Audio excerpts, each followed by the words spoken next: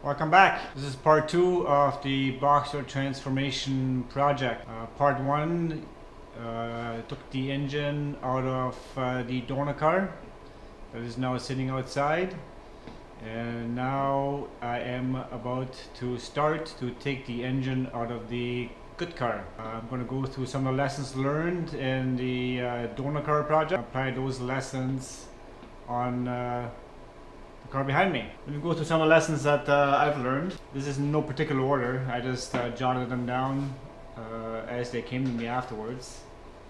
This is kind of a good way to learn on a project car, because I didn't think I had to be that meticulous and that precise, even though I still try to. It's still a Porsche we're working on, right? Remember that. So one of the things I'm going to be doing differently on this car is I will drain the coolant well before it's due, so this way it's has some more time to drain and drip, and so I'm not lying or have to deal with any kinds of spills.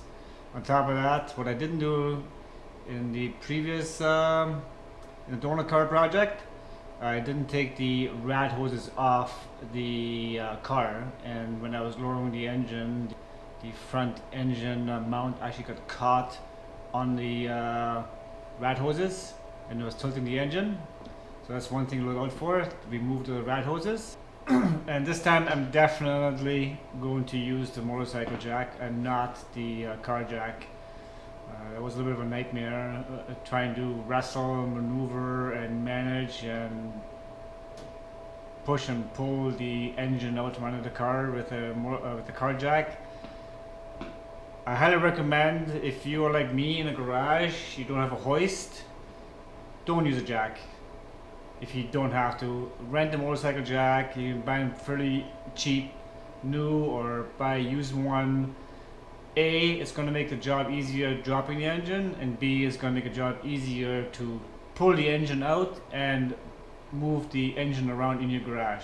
So I highly recommend the motorcycle jack. The other thing needs to be done when you are lowering the engine is you need to turn it about 90 degrees to get it out to clear all the obstructions, unless you have a hoist or a lift and you can bring the car high enough to pull the engine out. Another lesson I learned is I'm still going to separate the transmission or transaxle from the engine, although the Bentley manual states that Porsche recommends that you remove them together, and you can do that very easily if you have a lift or hoist and you can bring the car high enough to clear the transaxle and the engine together.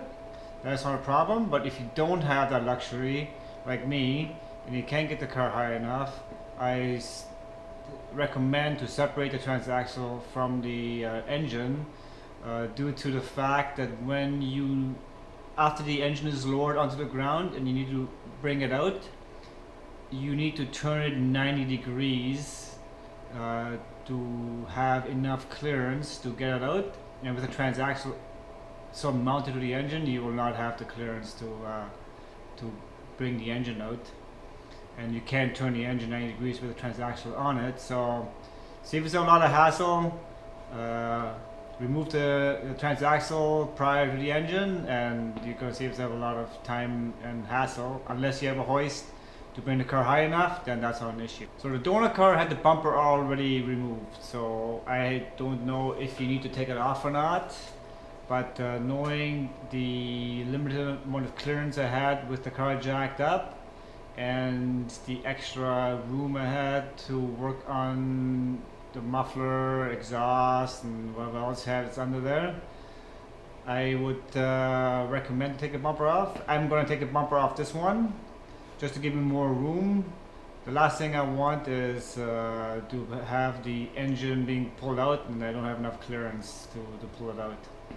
So I'm going to pull the bumper off and the spoiler to get to the bumper, which I haven't done yet. That's going to be a whole new learning experience for me. The other thing on the donor car, it only had one drive shaft in it, and one drive shaft was already removed from the previous owner.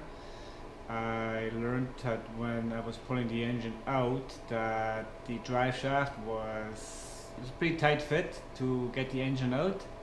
So I'm going to opt to take both drive shafts right out of the car, so I don't have two drive shafts in the way of getting the engine out.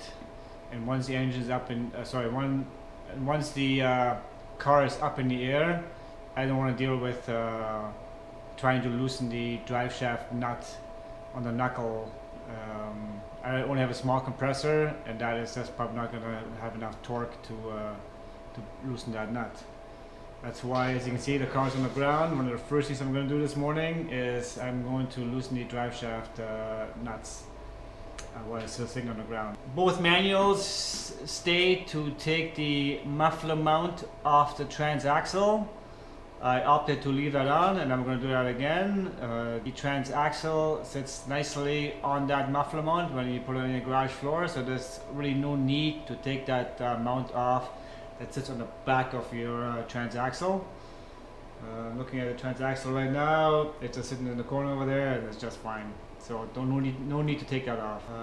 The other thing I didn't do, I didn't remove the plastic shield cover that's underneath the car that sits over the coolant lines. So that has to come off too. There's three covers that have to come off. One that goes right across the width of the car, that sits kind of like directly under the car. Then there's another plastic cover that covers the power steering and fuel lines. And then there's another big cover that sits right in the center of the car that covers the coolant pipes. So that has to come off too to get to the coolant lines that we're going to be removing this time. Just a reminder that when you reinstall the muffler, there's that big U bracket that kind of sits in between the muffler and the body, that where the skid plate bolts onto. That has to be kind of assembled and then put onto the car together. I mean, I'm not anywhere near there yet because this is part 2 of the project, and I'm only taking the second engine out, and I'm not even close to being halfway done this project. So just a little reminder to myself and to you, when you put the muffler back on, it looks like that U channel that goes from like side to side needs to be kind of assembled inside the muffler assembly and then put together onto the car. That's just a friendly reminder. Hot tip: any work you're doing on a car that you're not 100% sure of doing, refer to the manuals or get your information anywhere else on the internet. There's also a world of great information. There's also a great world of misinformation. And don't be afraid to think outside the box. Always keep safety in mind, but there's always a way to do things differently. And I've done a few things differently on this car, on the other car, as they were written in the manual. So don't be afraid. There's always more than one way to do things right, but always keep safety in mind. What else we got here? One of the things I'm going to be doing differently on this project is I'm going to separate the power steering lines well before I need to remove the power steering reservoir. My assumption is that if I separate those lines, all the fluid should nicely drain out below, and that will eliminate all the mess I'm going to have at the top from yes, using a turkey baster to remove the fluid from the reservoir is all nice and fine, but when I remove the reservoir from the hose, there was still some spillage, and it kind of spills all over the engine. I'm going to try to avoid that.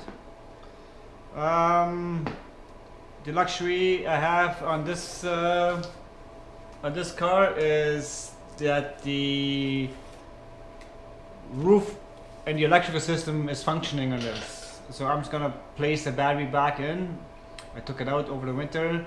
I'm gonna place the battery back in, put the roof in service mode, and then start removing panels and carpets and to gain access to the top of the engine and the front of the engine. Jack up the car, loosen the drive shaft bolts, take the bumper spoiler off, just to get started with the access. Alrighty, well, welcome back. Thanks for watching. I mean, if you watched this far, then thank you very much. It's a pretty big project, but like I said, I'm not a mechanic. Yes, I've worked on cars in the past, but I haven't worked on cars for many years. So I've taken on this project. My wife thinks I'm crazy.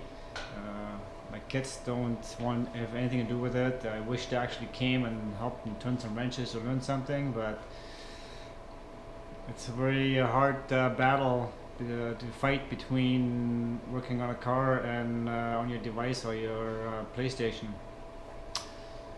Yeah, well, thanks for joining me, and let's get into this. Alrighty, let's go. It's a wrap. It's call it a day. Yeah, it's a wrap. Call it a day.